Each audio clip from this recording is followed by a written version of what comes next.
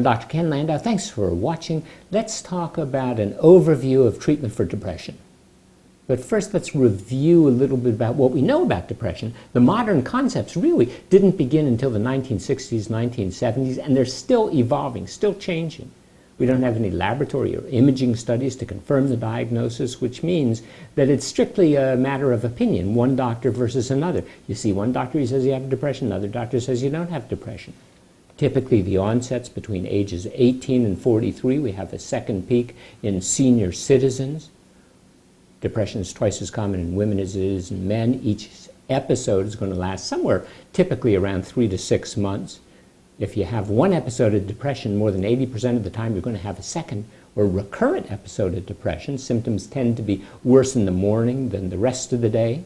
We don't know really what the cause is, but it might have something to do with an underlying medical condition, underlying treatment, might have some relationship to pregnancy. The idea is that there's some sort of an abnormality in the neurotransmitters inside the brain. That's the chemical that one brain cell uses to talk to another. But that's under kind of serious review at the present time. And it might be that the gut microbiome, the bacteria in the gut, might leak chemicals, or the bacteria themselves might get into the system, and that might play a significant role in depression. So if that's indeed the case, then none of our therapies really are geared to treating the underlying problem. Now, another problem is that people with depression most typically don't go to the doctor and say, hey, I feel depressed. They go to the doctor and say, I'm fatigued, or I have insomnia, or I have a backache or a headache, or gastrointestinal symptoms, or I don't think as fast as I used to. And as a result, that's going to delay the diagnosis. And then the people are going to go from one doctor to another and say, oh, that doctor is no good. He didn't treat me. He didn't find out what was wrong with me. Or he treated me for an abdominal problem. I still got the symptoms. Well, that's because the underlying cause in many people is depression. So for depression, we need to have at least one of two major symptoms, and that's lack of pleasure in previously enjoyable activities. We call that anhedonia. And then a person has, the second choice would be a depressed mood. And then in addition, total, a person has to have at least 5 of 9 specific symptoms, and they have to be present most every day for at least 2 weeks, and they have to interfere with normal function. But the question is, how bad do you have to be in order to warrant the diagnosis of depression, and then the symptoms of depression? Are they really substantial enough to warrant therapy? And unfortunately, at the present time, the American Psychiatric Association, they keep changing the criteria that are used to make the diagnosis of depression. And the majority of people who have depression are said to have another kind of psychiatric disease as well. So they have anxiety or panic disorder, or post-traumatic stress disorder, or personality disorder, maybe drug or alcohol abuse, a long list of other kind of conditions. Well, it gets very complicated because we don't have any standards for our diagnosis other than questionnaires and talking to people. But the symptoms are not pathognomonic. Symptoms don't necessarily exist only for depression. They can be present in a variety of other conditions. Now, half the people to 2/3 of the people are going to get their care from primary care doctors, not from psychiatrists. And there's considerable concern about when treatment's warranted, and even is the treatment that we're using today, the treatment that has a lot of side effects, is it really better than placebo? And how about all that advertising from the drug companies? You watch the television, you see an unending number of ads for a variety of drugs meant for psychiatric purposes. And the question is, does the heavy advertising and the large budgets that the companies have, does it really taint our views on how we treat the depression, what we think about depression? And if we look at the drug companies, they actually sponsor the medical studies that we use. And some of them falsely suggest that medicines are better than they actually are. And then we have the oversized fees the drug companies pay doctors. They give them stipends, or they give them consulting fees, or they give them money for a variety of different, under a variety of different names. But that's a problem, because those are the people who are receiving financial incentives, and then they're going around telling us, well, this drug is very good. The drug company is just giving me a lot of money. So we need to assess the drugs that we use. But first, before we do that, we have to look at the individual and say, well, does the person have depression by itself? Or maybe the person has some medical disease and they're taking treatment, and the treatment's causing the depression, or the disease is causing depression. Well, we tell people basically to follow certain hygienic guidelines. And we say that if you follow these, you're probably going to do well. So we talk about regular exercise. Exercise actually can help reduce the likelihood of recurrences, doesn't treat the acute episode. We know that healthy diet's important, avoiding cigarette smoking is important. All of these are routine suggestions, but the evidence really underlying them, we don't really have it. So we don't know that they really make any difference. Now, there are a lot of stressors in life that may precipitate depression, or may in some fashion participate in the onset of depression. Maybe it's unemployment or financial strain or deprivation or poverty or poor social support. Well, unfortunately, our society is not built to assist in these areas, so they largely go untreated. Well, what about the goal of therapy? The goal of therapy is recovery within 8 weeks. We want remission within 8 weeks. Now, if we don't have complete recovery, if we have a response, so that means a response is more than 50% decrease in the score from a variety of questionnaires from the baseline. Well, unfortunately, if we have a response, that leaves some residual symptoms, and they're associated with an increased likelihood of relapse and a decreased likelihood of recovery over time. Now, there's another problem. The patients consider a decrease in the symptoms less important than an improvement in their sense of optimism and self-confidence. So the correlation between the decrease in the symptoms and meaningful improvement, at least as far as the patient's concerned, unfortunately, it's not robust. But remember, we as doctors look at the score of those tests, and that's how we sort of gauge how the patient's doing. We talk to the patient, how are you doing? We look at the score of the test. How the test looks like you got 57% improvement, so you're improved. But the patient says, I still feel awful, because there isn't that correlation necessarily between the symptoms and the response. Now, we have these questionnaires. There are any number of questionnaires. One of the popular ones is the Hamilton Depression Index. So you can have a score of anywhere between 0 and 52. Now, remission is considered having a score of less than 8. That doesn't mean 0. That means you can still have some symptoms. But remission is less than 8. A response, like I said, is more than 50% decrease in the score. So the maximum score is 52. Most people end up with mild to moderate disease. Mild disease has a score of 0 to 16. Moderate has a score of 17 to 23. And we're basing our therapy on those kind of numbers?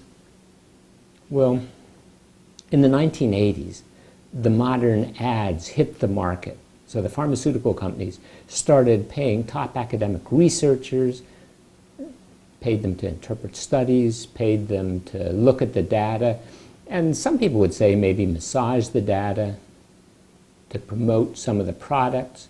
They spent billions of dollars on the scans and on the genetics and on the animal models. And then it was only in the 2000s that the drug companies were exposed by giving huge amounts of money, oftentimes undeclared, to the academic researchers who, again, would proselytize the rest of us and say, hey, this is a good drug, but they didn't tell us they received a grant of $500,000 or some other kind of financial incentive. So the goal of treatment is not only to address the depression, But so many people suffer from other psychiatric diseases, we have to consider them as well. Because if a person has depression and anxiety, or depression and post-traumatic stress disorder, or depression and personality disorders, treating the depression by itself is not going to necessarily significantly improve the person. So if you look at one study, about a quarter of the people had at least one comorbidity. About 16%, 1 in 6, had 2 different psychiatric conditions, and somewhere around 1 in 5 had 3 or more different psychiatric conditions. Psychiatric conditions like social anxiety disorder, generalized anxiety disorder, post-traumatic stress disorder, bulimia or alcohol abuse, or obsessive compulsive disorder, panic disorder, agoraphobia, drug abuse. Well, those need to be addressed too. Now, if a person has mild symptoms of depression, the National Institute for Health and Care Excellence, that's a British group that in effect is sort of like our FDA here in the United States. Well, they say that cognitive behavioral therapy is the way to go, and you should avoid antidepressants. And the Royal Australian College of Psychiatry says psychological therapy for mild to moderate symptoms of depression, and use drugs only if the patient fails or if the patient has severe disease. Here in the United States, where drug advertising is extraordinarily common, it's not in those countries, but in the United States we have the drug companies advertising, and the first choice, you go to the doctor, and if he makes a diagnosis or she makes a diagnosis of depression, chances are you're going to be taking some kind of medicine. Well, let's talk about psychological therapy first. There are several different types available. Each has its own conceptual design. Cognitive behavioral therapy helps a person identify negative patterns of thinking, and these negative patterns of thinking contribute to depression, so they're replaced with positive thoughts. Or we have interpersonal therapy. That focuses more on difficulty people have with their relationships and with problems with social interactions. And these kind of therapies seem to be quite helpful. If a person has depression, they continue to be effective long after you stop getting the cognitive behavioral therapy. If you take a drug, it only works while you're taking it. Now, the common element to the psychological therapies may well be the relationship between the therapist and the patient. But it seems that in mild to moderate depression, psychological therapies are every bit as good as medical therapy, but they don't have some of the side effects. Now, unfortunately, we find that psychological therapy isn't adequate for people who have severe depression. They're too ill to engage. And unfortunately, there's a limit on the number of available psychological therapists who can perform CBT. We have much more expense associated with early therapy with CBT than we do with the drugs. Feasible delivery, well, it's possible to get cognitive behavioral therapy in primary care, but there's some time limitations, resource limitations, so that most general practitioners or internists don't have that available. Now, if a person has sub-threshold depression, so in other words, they don't really meet the criteria, but they still say, I'm depressed, or you make the diagnosis because they seem to have all of the symptoms, the score just isn't enough, well, they only receive small benefit with any kind of therapy. So the relationship between the therapist and the client actually seems to be much more important than the type of treatment that's involved. It's the empathy and the non-judgmental presence of somebody. Now, if you can't have access to somebody who performs the cognitive behavioral therapy, that usually lasts 6 to 8 weeks, well, you could do the same thing pretty much on the internet. Now, unstructured psychological counseling, that doesn't seem to help, and as a matter of fact, it's no different than placebo, and it can lead to the recurrence and the resurfacing of unpleasant memories. That can lead to some more anxiety and to some more stress. Well, what about medicine? Well, the effectiveness in clinical practice of our antidepressants is only about 50%, which is very near what the placebo response rate is. So tricyclic antidepressants and the MAO inhibitors, they're among the most effective drugs, but they're minimally used. We have newer drugs that have fewer side effects, and the newer drugs supposedly are pharmacologically specific. They're selective to certain areas of the brain, but that's kind of oxymoronic because we don't have any idea what the specific problem is with depression. Yeah, there's the idea that, well, it's serotonin or epinephrine or some other kind of chemical imbalance, but do we know that for sure? No, unfortunately, we don't. Now, the newer drugs have fewer side effects than the older drugs. In the last 25 years, the primary therapy for depression is going to be an SSRI, selective serotonin reuptake inhibitor, a medicine like Prozac, like Celexa, like Lexapro, a whole variety of medicines. It takes them several weeks to produce measurable benefit, but they have some side effects. So they can cause some sexual dysfunction, some weight gain, some nausea, some headache. And as a matter of fact, in a meta-analysis of 21 different drugs, all of them worked a little bit better than placebo. World Health Organization recommended 2 essential antidepressants. They said amitriptyline and clomipramine. And some dual-acting medicines are at the top of the list, too. There's Remeron or mirtazapine, Cymbalta or duloxetine, and Effexor XL. That's the long-acting Effexor, or venlafaxine. Those drugs seem to be effective. The acceptability? Well, clomipramine that I said was a good antidepressant, more poorly tolerated than placebo, so that's not good. But fluoxetine is better tolerated than placebo. Fluoxetine, of course, Prozac. So all these medicines supposedly work at the synapse. They work on chemicals that bathe the area between one nerve cell and another. But the question is that really important? We don't know at the present time. Because after all, some of the treatment works, some of the treatment doesn't work. So it's certainly not a panacea. And the other question is, do the antidepressants decrease the risk of suicide? It's unclear at the present time. And studies show that over a period of time, the drugs seem to be less effective versus placebo than they were early on in the 80s and 90s. Why is that? Well, it's because of decreased placebo dropout from the studies, people less severely ill. Study designs have been manipulated by the researchers, so there's bias in some of these studies, and the bias even can't overcome the inherent lack of effect of some of these medicines. So the idea is that it's the monoaminergic neurotransmitters.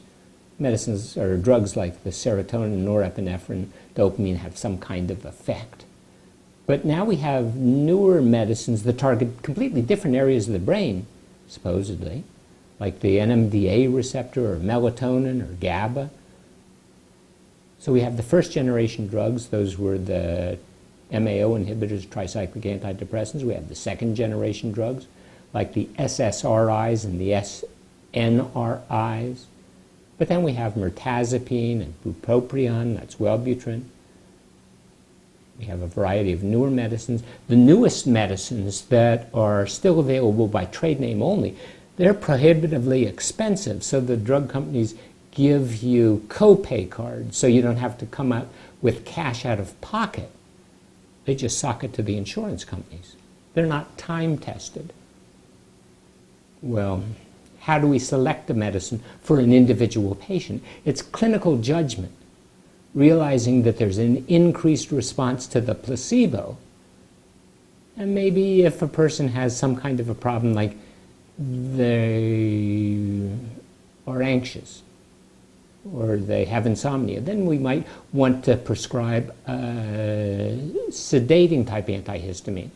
On the other hand, if a person has psychomotor retardation and they're just kind of blah, then we might give them an activating antidepressant. But too often, the choice of the drug, well, it's on the basis of the doctor, and that might have to do more with the advertising in the medical journals, the articles that they have published. Might have to do simply with the number of lunches that the drug company brings into the staff of the doctor's office. And unfortunately, some of the drugs require a higher level of sophistication than the others. And you got to be especially careful, especially the atypical antipsychotic drugs. So in one example, there was a response rate to citalopram, and it was only about 30% remission. So adding a second drug or using a second drug like Zoloft or Effexor or Wellbutrin gave another 25% remission. Third drug, maybe another significant percentage of people seem to improve. But remember, we're treating the depression, and the people have a variety of other kinds of conditions as well. So yet another study showed with first drug you have a remission rate of about 37%, a response rate of 37%. Second drug, 31%. Third drug, 14%. Fourth drug, also about 13-14%. Now, the drug company studies are considerably more favorable. So they say that you get a 50 to a 70, 75% response to the antidepressant. Well, that's not really reality. Unfortunately, it seems that the patients don't do quite as well as some of the drug company papers would suggest. The studies that are done without the backing of the drug companies, they tend to show less favorable response. And if a person has a suboptimal response, then unfortunately they're at higher risk of suffering from recurrences. And a lot of people are going to discontinue their therapy. About 30% discontinue the therapy after 1 month, and about 45-50% of the people are going to discontinue the therapy after the third month. So the highest remission rates, well, might be with amitriptyline and Remeron or mirtazapine, Cymbalta or duloxetine, Effexor, Paxil. Seem that those drugs might work the best. But unfortunately, when you're taking those drugs, you don't necessarily have to take them forever, because remember, depression is episodic. Number of episodes average is about 4 during the course of a lifetime, and the average duration is about 23 weeks. So if you try to stop the medicine, you might find yourself suffering some withdrawal symptoms. Now, some people discontinue the medicines, and then they suffer from some symptoms that they misinterpret as a recurrence of the depression, when really those symptoms of the withdrawal are because you're withdrawing from the medicine.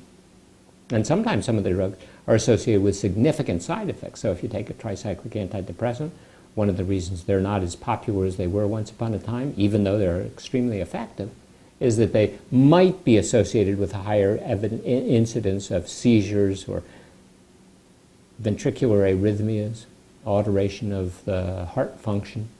Well, in 2012, the American Geriatric Society, they said that the SSRIs are potentially inappropriate for senior citizens, for older people, especially if they have a history of falls. And now we have another situation. We have heavily advertised antipsychotic drugs. These are Abilify and the Seroquel and the Rexulti. Those are FDA approved. Then we have other drugs, similar family, of course. The Zyprexa and Risperdal. Now, knowing the toxic side effects of these drugs, you can't imagine why they're so increasingly prescribed, especially with such a limited database. So do the drugs work? They may or may not, but we just don't have the good evidence that they do work, and we do have good evidence that they're associated with a lot of side effects. And now we have a variety of other medicines that are used to treat depression. And again, they're sort of off-label. So we have ketamine that is approved as esketamine. We have the psychostimulants. So some people use drug like modafinil, especially for psychomotor retardation, thyroid replacement hormone, methylphenidate. Some people use the omega-3 fatty acids, more the EPA than the DHA. Some people vitamin D, light therapy, certainly if you have the seasonal affective disorder syndrome, SADS, light therapy might be appropriate. And then there's a popular one, this transcranial magnetic stimulation. Doesn't seem to outperform the active comparator drugs. Folic acid, some people use that. Well, how long should you be treated for depression? Argument about that. Some people say forever, because after all, you have a condition that might be recurrent. Other people say you treat for at least 6 months to decrease the chance of recurrence, assuming you get better. And other people say you treat for somewhere between 16 to 20 weeks after the remission occurs in order to decrease the likelihood of recurrence. Medical therapy, well, seems to be better for severe depression, but it seems that it's unwarranted for a lot of people who are taking the therapy.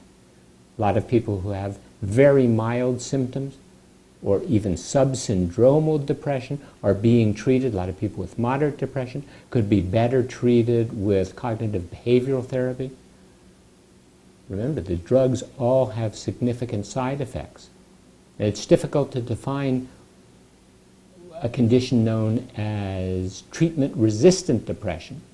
Typically, it means you fail to respond to 2 different drugs. Now, sometimes it's due to the wrong diagnosis. Other times, we have to exclude conditions like personality disorders, bipolar disorder, might have something to do with the variability of the symptoms. Remember, depression has symptoms that tend to come and go over a period of months. We have a lack of standard approach to the therapy. Treatment-resistant depression, well, 50% fail to respond in primary care and outpatient care. 2/3 don't respond or don't remit with the initial therapy, with the initial antidepressants that used. But if you increase the dose of the antidepressant, that might not be effective per se, because maybe you metabolize the drug differently. Maybe you metabolize the drug extremely rapidly, and there isn't enough in the system to give us the antidepressant effects. So it might be appropriate to add a different kind of a drug or add psychological therapy. And confusion arises because we use some of the drugs to treat anxiety disorder. So are we treating the anxiety, are we treating the depression? And maybe the depressive symptoms are going away, but the person still has the symptoms and they might be related to anxiety, and the 2 of them overlap significantly. So for treatment-resistant depression, we have augmentation. So we could use the cognitive behavioral therapy, we could add a drug, we could use a drug like lithium perhaps. Or now people are pushing the atypical antipsychotics. Now they're probably not appropriate for use by general practitioners because they have so many different kinds of side effects, but they're extremely popular. We don't have good data to support their use. Not widely indicated, but they're increasingly widely used. Much of the therapy, much of the evidence is what we call empirical. It's from the drug companies telling us that some of the studies that they did showed how great the drugs were, but that remains to be seen. For treatment-resistant depression, maybe combination of different drugs or even ECT might be effective, but the effect on depression is at least a 3-point difference in the Hamilton Depression Index. That's the minimally significant number. And remember, the scale goes from 0 to 52, and people who have 17 to 23 have moderate depression, mild depression less than that. So 3-point difference. Well, that's the minimum benefit that we see in most people. Now, a lot of people seem to be harmed by the medicine. There are some people who seem to get phenomenal benefits from the medicine. We don't know whether it's the medicine or placebo response actually that's making them better. But the average response to most of the antidepressants is pretty close to zero. But we have these pharmaceutical company sponsored trials that have a lot of biases that overestimate the benefits and underestimate the harm. So it's been shown that only about 16% of trials have low risk of bias. And even then, we still have only a negligible effect of the medicines, and we don't know how they affect the incidence of suicide. So there's no clear evidence to support the notion that antidepressant therapy offers significant benefit for an awful lot of people who are receiving the drugs. The studies of antidepressants, even though you might be taking the drug for 6 months or so, well, the studies oftentimes last only about 4 to 8 weeks. Well, if you'd like to know more about the individual drugs, we have shows on most of them. You can look them up on Well Now Doctor. But for the most part, the definition of depression isn't standardized. The DSM, Diagnostic Statistical Manual, American Psychiatric Association, created by members who come to a diagnosis by consensus, and they decide what symptoms are necessary to make the diagnosis. Not that they have anything to support them other than, well, it seems like this is the case. But with so many different disorders, having so many of the common symptoms, you have to wonder, what's the underlying problem? And do all of these disorders have some underlying common cause, and then we just have some change in the presentation? Or do we have different diseases? So with the modification of the diagnosis every few years, it's kind of hard to come up with an answer. And so far, there's not any agreement on what degree of symptoms is that would be sufficient to make the diagnosis of depression or even to begin therapy. So remember, for most people who have mild to moderate disease, therapy probably is better with the cognitive behavioral therapy than it is with the drug therapy, except here in the United States. Unfortunately, we tend to reach for pills. And unfortunately, the pills tend to cause significant problems. And remember, the studies show, on average, that the antidepressants that we have are probably a little better than placebo. So that means that you get a little bit better. Some people get a lot better. Some people don't get any better. We always have to worry about what other kind of disease the person has. Could it be depression by itself or depression with another psychiatric disease? Unfortunately, that remains to be worked out. Thanks for watching. If you enjoyed the show, please tell a friend. Consider subscribing so you'll be notified when we post new shows. I appreciate your interest. I'm Dr. Ken Landau.